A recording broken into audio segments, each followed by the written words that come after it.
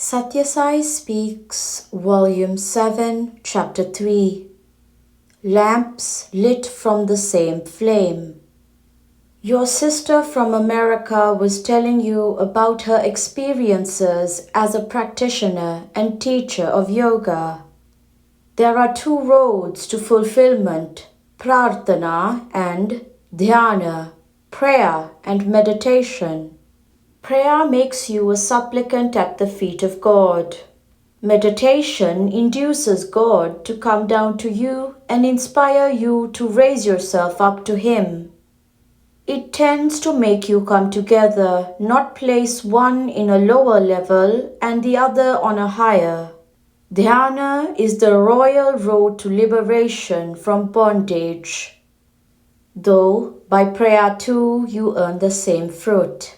Meditation needs concentration after controlling the claims of the senses.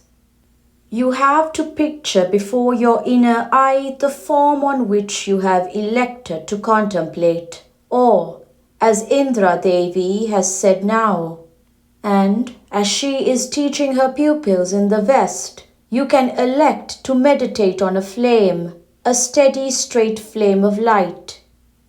Picture it as spreading on all sides, becoming bigger and bigger, enveloping all and growing in you until there is nothing else except light. In the glory of that all-enveloping light, all hate and envy, which are the evil progeny of darkness, will vanish. Know that the same Jyoti or light is in all. Even he whom you were treating as your worst rival has the self-same light in his innermost heart. Be brothers in pilgrimage with all others. When you see in a house on the walls of the shrine room a picture of mine, do you not feel a wave of reverence and kinship surging within you? You may not like him for any other reason, but this picture will bring him closer to you, though the owner of the house may be your rival in the professional field. So too, know that every other person has in his heart of hearts a picture of the God you revere. Recognize it and reconcile your misunderstandings. Close up all gaps and be brothers in pilgrimage. Encourage and inspire each other along the arduous road. Or, if you have me as the object of meditation, sit in a comfortable pose, which is neither irksome nor flopping. Let your mind dwell for some time on some good stotras, hymns, or incidents from the sacred stories, so that the senses escaping into the tangles of worldly worries may be quietened and subdued. Then, with the name on the tongue, try to draw with the brush of your emotion and the hand of your intellect a picture of Swami. Slowly, from the cluster of hair to the face and neck downwards, spending time in contemplating each as it is getting drawn. And when the picture is full, start from the feet up to the head again, so that your attention is never for a moment diverted from the form you love to meditate upon. By this means it can never go astray. When a golden image is made of Ganesha, for example, the head is gold, the feet are gold, the silk cloth that is worn is also gold. Every part of the picture drawn is divine. That picture must, by this process of deep concentration, be imprinted on the heart, so that like picture printed on paper, it cannot be peeled off or erased. Do not change the pose in which you have started picturing. Do not draw Swami sitting today and tomorrow Swami standing or walking or talking. If it is Krishna, do not change from a toddler Krishna with butter in his palm to a cowherd Krishna with a flute, or with the Govardhanagiri raised over his head, or a Gitacharya as the charioteer. Have one form, that is ample help. Delusion of two should disappear, all is one. Invitations are sent out, bands strike music, flags are hung, guests are fed, announcements are made, all with the intention of having many witnesses for the marriage of the groom with the bride. Similarly, festivals, holy days, vows, rites, pilgrimages, fasts are to invoke the blessings of the good and the godly upon the marriage of the soul with the oversoul. The fundamental rite is simple. The recognition by the soul that it is the oversoul, overcome by the illusion that it is not. That is the stage of samadhi, equal awareness, equipoise, levels of consciousness devoid of ups and downs. Indra Devi will instruct you in yoga practices. But I wish to emphasize that great care is to be taken to keep the mind of the student of yoga free from blemish. The mind is like a camera. When the lens is turned against any object and clicked, the picture of that thing gets printed on the slide. So, be ever vigilant. Turn it always towards the holiest of objects, God, and click. When the holy Ganga is near, why wallow in the cesspool? Contemplate on God in any form and stay pure. Merge yourself with the whole of creation. Allow the whole of creation to enter the portals of your mind in one happy, joyful family reunion. Envy, which is like a mistletoe, saps vitality out of all sadhana, can creep in only when you feel your neighbor is different, distinct, disturbing. You do not feel your hand as a nuisance because it is yours, a part of you. Your neighbor is also as much you. All men are lamps lit from the same flame which is God. From one tiny seed, the giant banyan tree, bearing billions of tiny seeds, is born. God alone knows this secret of His almighty majesty. Out of one seed called Brahma, all this universe has emanated, with each country as its branches and each individual as one single seed. That is why it is said that Ishvara resides in the region of the heart in all beings. The seed is hard inside the fruit. When the fruit gets rotten, the seed does not rot. The Atma is unaffected by changes in the complexion of the body. Man has come with a definite allotment of time to engage himself in activities which will award him liberation and merge him in the universal of which he is a drop. Remember this mission. See that you are strong and unshakable inside.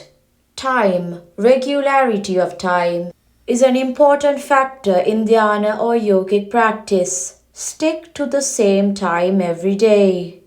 If for any reason, say a train journey, you are unable to keep to the schedule, remember at the same hour Prashanti Nilayam. Recall to memory the thrill of dhyana there at that hour and fill yourself with the holiness. That will give as much joy as real dhyana at Prashanti Nilayam.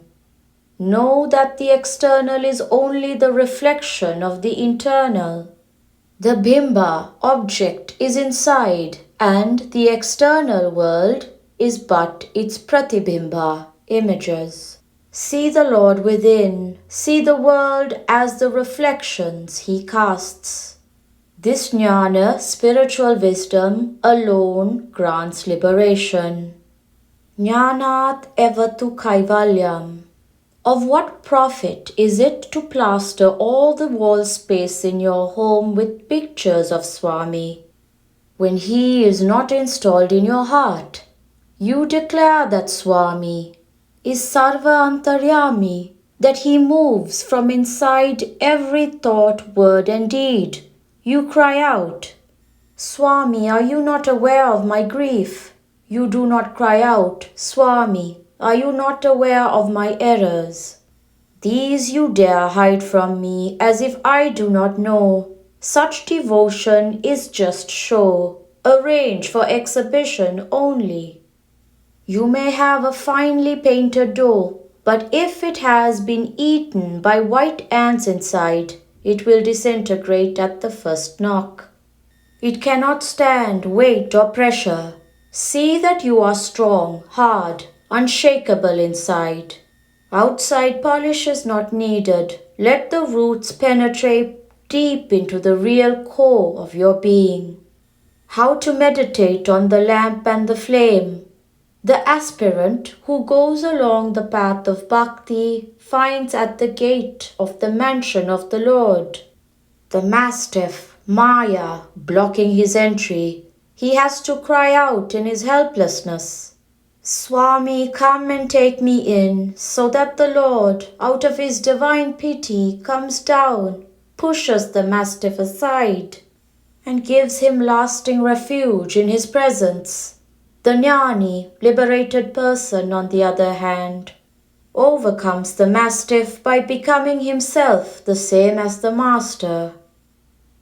Indra Devi said that when you meditate on the lamp and the flame, you must visualize that the light spreads and illumines the parents, kinsmen, and later friends and even enemies. There is no need to remind yourselves of physical relationships, which are casual. Convince yourselves that the light within you is spreading all around you, encompassing all, lighting millions of lamps in all lands and climes.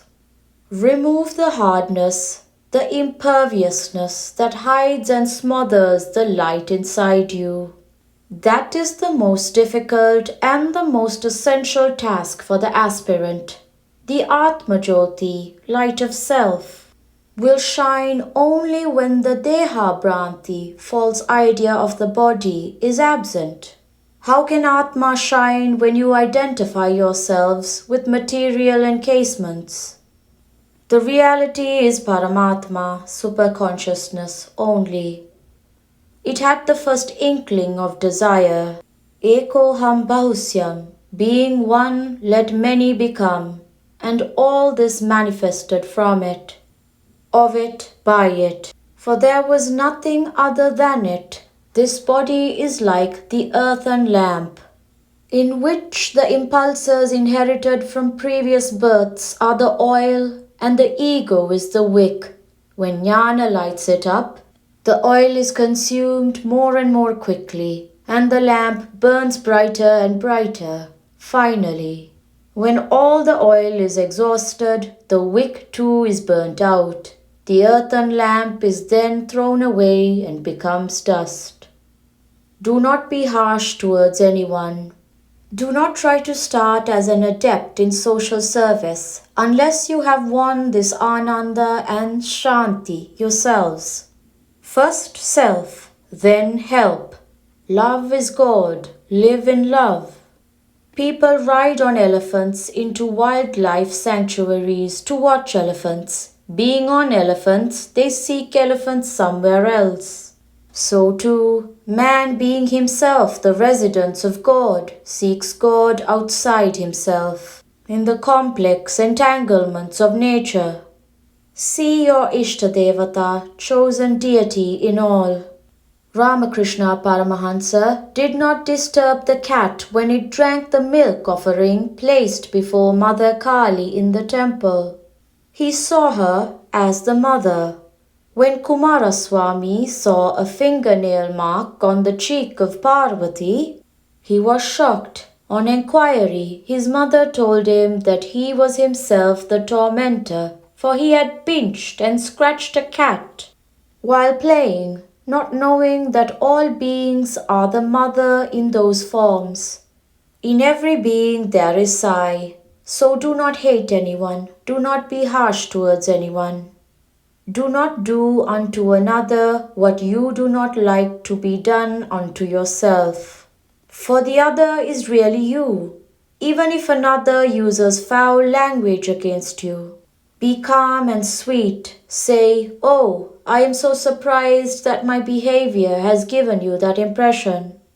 Smile in return. Do not take it to heart. Remind yourself that even Swami is not free from these peculiar beings who revel in falsehoods. Smile when you hear these revelings and be calm. That is a sign of your meditation progressing fast. Preserve your physical and mental health. Preserve your mental health by this supreme unconcern. Preserve your physical health also, for ill health can be a great nuisance to the spiritual aspirant, a great handicap. The body will refuse to be ignored. It will thrust itself upon the attention if it is beset with disease. The body is the car.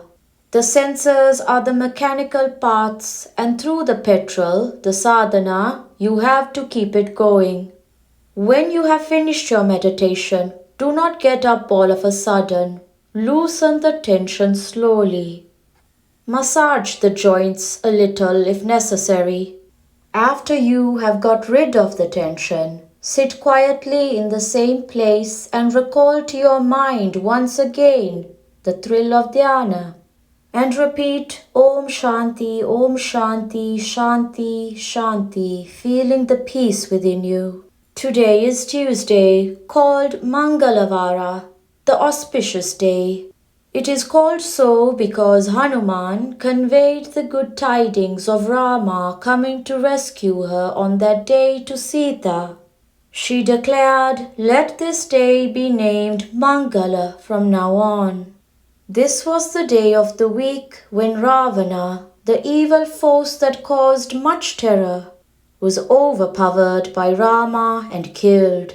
So I bless you that you too will overpower and destroy the wrong tendencies and attitudes and progress fast on the path of sadhana. Prashanti Nilayam, January 22nd, 1967.